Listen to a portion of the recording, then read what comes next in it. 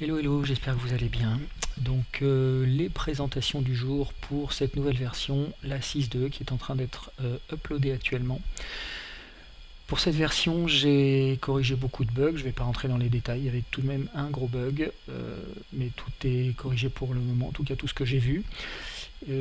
Évidemment, comme vous vous en doutez, je joue beaucoup en ce moment avec Dungeon Architect et donc toutes les nouveautés sont liées aux donjons. La première, c'est qu'on peut désormais les déplacer. Ça marche pas encore très bien, mais je l'ai laissé dans cette version-là parce que ça gêne pas de toute façon, on n'est pas obligé de le faire. Je vous ferai voir ça rapidement. Deuxième chose, j'ai créé beaucoup de nouveaux thèmes, je vous ferai un petit tour du proprio rapide.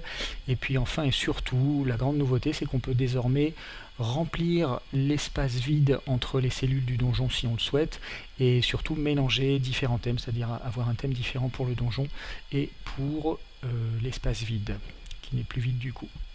Voilà, c'est peut-être pas très clair, je vais vous faire voir ça en un instant. Donc c'est parti, on va supprimer d'abord la table, on va rajouter un donjon ici. À quoi ressemble-t-il? Ok. Voilà. Donc première chose, vous voyez que désormais, comme tous les autres objets, maintenant les donjons peuvent être contourés de bleu, ils peuvent être outlinés, et je peux le saisir avec la souris et le déplacer. Voilà. On peut également faire ça avec les touches du clavier, que je suis en train de faire maintenant pour les monter et les descendre. Alors comme vous pouvez le constater, les déplacements ne se font pas en continu. Je pense que c'est les donjons qui snap sur leur grille. Voilà, donc c'est pas du tout un problème. On va arrêter ça pour ne plus être embêté par le contourage. Donc je fixe l'objet. Du coup maintenant je ne peux plus y toucher avec la souris. Et je vais pouvoir vous faire voir rapidement donc les nouveaux thèmes qui sont arrivés. Alors même les anciens, en fait, je les ai remodifiés. Je crois que le monastère bouddhiste, j'y ai pas touché. Le Castle Ruin, j'ai modifié un petit peu, mais pas grand-chose. Et j'ai refait quasiment complètement tous les autres. Alors la Dark Forest, c'est un test avec de très grands arbres, comme les anciens arbres étaient, enfin les tests qu'on avait fait précédemment avec ce type de forêt. Donc beaucoup d'arbres et très gros se passaient mal pour les ordinateurs un peu faibles. J'ai remplacé les arbres réalistes par des arbres modélisés ici avec beaucoup moins de polygones, donc ils sont beaucoup moins beaux. Mais ça permet d'avoir, j'espère, une forêt plus grande avec de gros troncs. Donc pour quand on rajoute du brouillard et tout, on a une bonne ambiance. Donc on fera le test pour savoir si cette forêt permet à tous les ordinateurs de mieux tenir le choc. J'ai fait une forêt également avec des arbres morts. Je ne suis pas très satisfait du sol encore. De près, il est assez joli, mais de loin, ça fait un espèce de tas gris, on dirait du béton. C'est pas très bon. Donc il faudra que je trouve quelque chose de mieux. Ensuite, le thème par défaut n'a évidemment pas bougé. J'ai fait une forêt, j'ai appelé ça forêt européenne, hein, qui est une forêt avec des arbres européens tout simplement. Voilà, vous notez au passage que j'ai essayé de réduire au maximum le nombre de polygones affichés, toujours dans l'espoir d'économiser un peu de ressources pour tous les ordis.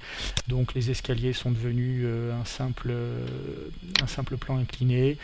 Le sol est constitué de cubes et j'ai essayé de limiter au maximum le nombre d'arbres, d'une part pour garder un peu de clarté, qu'on voit le donjon, qu'on voit ce qui se passe dessus. Le but, ça reste quand même que ça soit toujours jouable.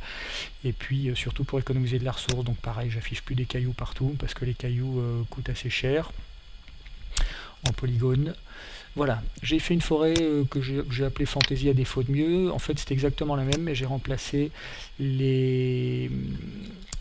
J'ai placé des escaliers, donc, et puis de temps en temps une arche, comme vous pouvez constater ici, ce qui permet de donner l'impression que la forêt a été façonnée par des créatures, par un peuple, donc elle n'est plus entièrement naturelle.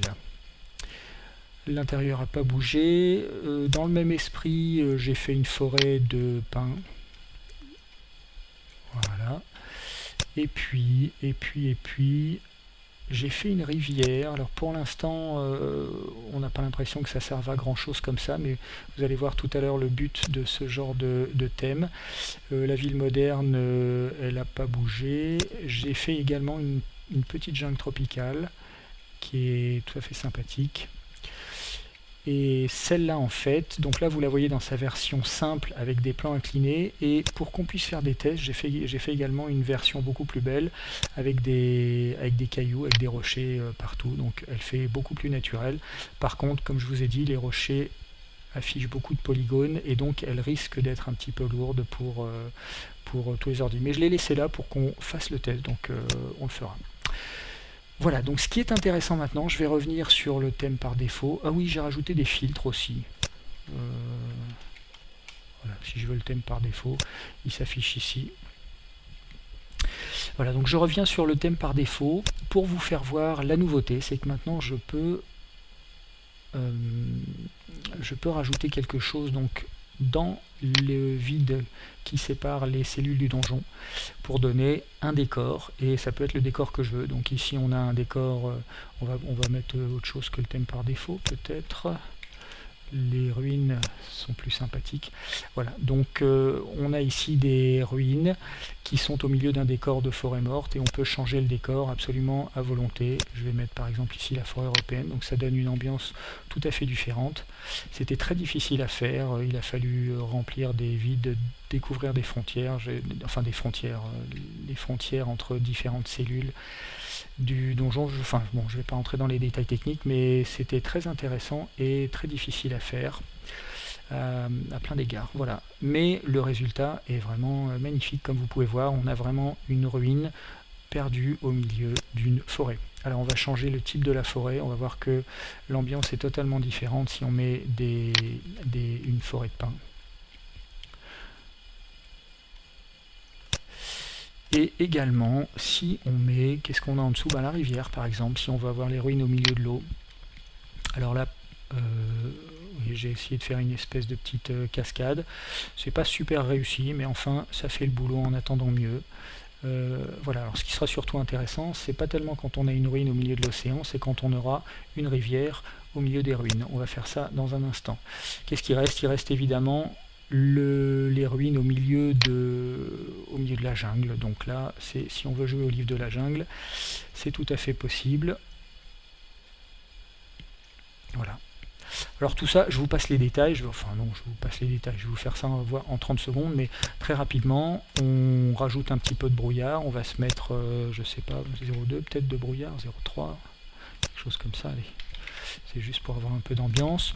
On met un brouillard par exemple bleu léger et on a tout de suite l'ambiance qui est là.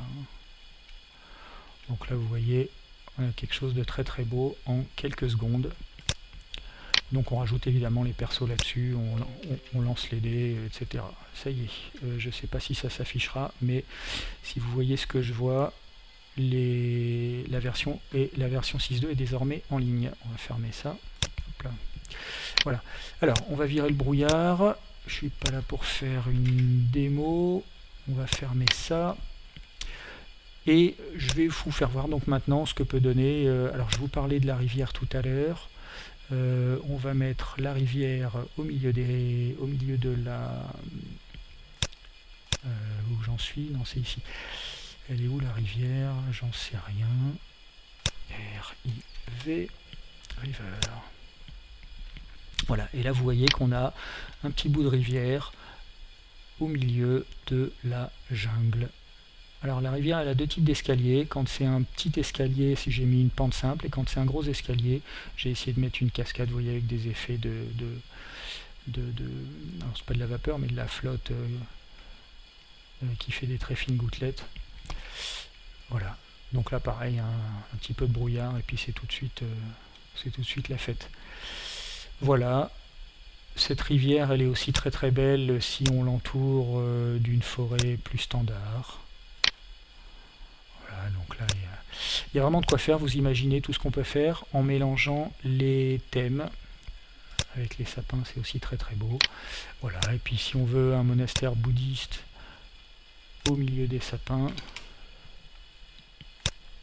le voilà. Le temps qui charge. Voilà. Donc bon, je ne vais pas vous faire voir toutes les combinaisons possibles, il y en aurait trop, mais ça vous donne une bonne idée de ce qu'on peut faire maintenant. On peut vraiment faire des ambiances sympathiques, on peut créer le donjon qu'on veut avec le thème qu'on veut et le placer au milieu du décor qu'on veut. J'ai oublié de dire une dernière chose évidemment, c'est qu'on peut mettre 2 fois la même chose, et que si je choisis par exemple la forêt européenne ici. Alors on peut la mettre au milieu d'une forêt de sapins, mais si on met 2 fois la forêt européenne, on se retrouve avec une forêt complète. Hop là, pas aller trop vite. Une forêt complète en 3D dans laquelle on a de quoi faire pas mal de scènes d'action. Voilà. Alors là, le donjon est peut-être un petit peu grand, mais si on prend quelque chose de plus petit, hein, on peut tout à fait en quelques secondes, et là ça sera pas trop lourd avec 30 cellules, ça pourra tourner je pense sur toutes les configs, et vous voyez qu'on a tout de suite en 2-3 clics une très jolie clairière pour faire une scène d'action. Bon voilà, la vidéo est déjà sans doute un peu longue, donc je vais m'arrêter ici. J'espère que ça vous a donné des bonnes idées et des idées de thèmes éventuellement si vous voulez me demander des choses. Voilà, et ben merci d'avoir regardé cette vidéo et puis à très bientôt tout le monde. Ciao ciao.